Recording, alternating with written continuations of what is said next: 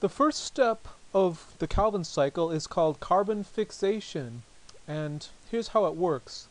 There's a special molecule deep in the heart of every chloroplast called ribulose biphosphate, or RUBP for short. RUBP?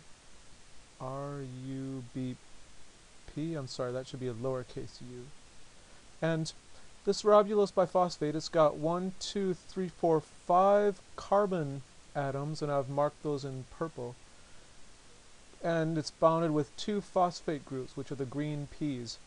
And what happens is, here's how it works. Actually, for this demonstration, let's say there are 3 of these, because actually that's how it works. This happens 3 times. Anyway, we've got our carbon, our CO2, carbon dioxide, and this ribulose biphosphate is a carbon receptor. And that means when this carbon and the CO2 comes in contact, the carbon bonds onto it right here. So now we've got 6 carbons in this, and this is no longer ribulose biphosphate. Now this 6 carbon molecule is very unstable, and it breaks apart pretty quickly. It actually splits in half, creating on the one side a phosphate group bounded with 3 carbons, and then again another phosphate group with 3 more carbons. And so starting with these 3 molecules of ribulose biphosphate, we now have 6 molecules, because remember this is times 3. So we now have 6 molecules of this 3 carbon thing that's called 3-phosphoglycerate. So what happens next is that we add some ATP to the system. Where does ATP come from? Well, remember, in the light reactions, the light-dependent reactions, ATP was created. And so we're going to have, to these 6 molecules, we're going to add 6 ATP. And what they do is they bind an additional phosphate group onto each end of the molecules. So now we've got another phosphate here, another phosphate here, and so on. I'm only showing 2, but remember there are 6 of these. Just multiply this all by 3. And then these items come in contact with another compound from the light reactions. If you recall, it was called NADPH. And what this NADPH does is it runs a process. It donates 2 electrons to each one of these molecules. So 2e, and I'll put a minus sign because electrons have a negative charge.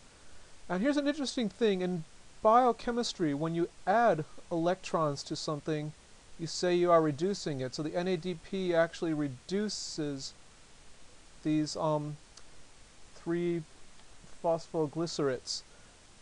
It's strange, you're adding something to it, but you call it a reduction. So NADP reduces it. And now they shed their one of their phosphate groups, so now they're back to looking similar in these diagrams to where they were, but they're actually have a higher energy level, a higher potential energy and chemical energy. So now we've got these 6 molecules, and they're actually called glyceraldehyde 3-phosphate, or for short, G3P.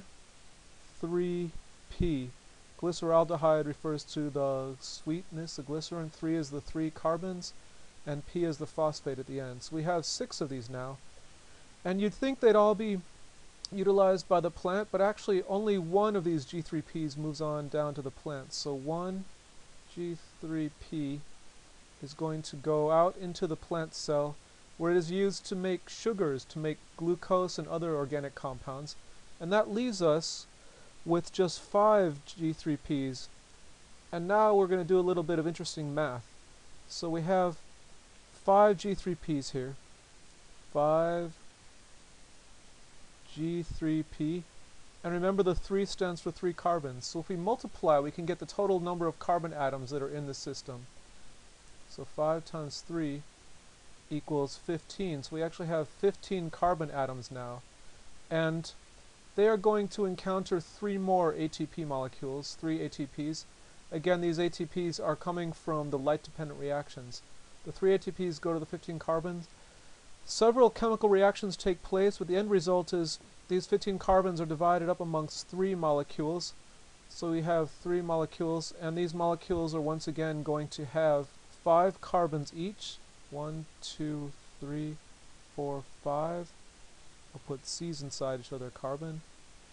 And the P in the ATP also gets added so that we have enough phosphate to add 2 phosphates onto each of these, so a phosphate group on each end. And if this looks familiar, it's because we've actually recreated the RUBP, or the ribulose biophosphate, from the beginning of the cycle. So once again, we've reset the process so the whole thing can happen all over again.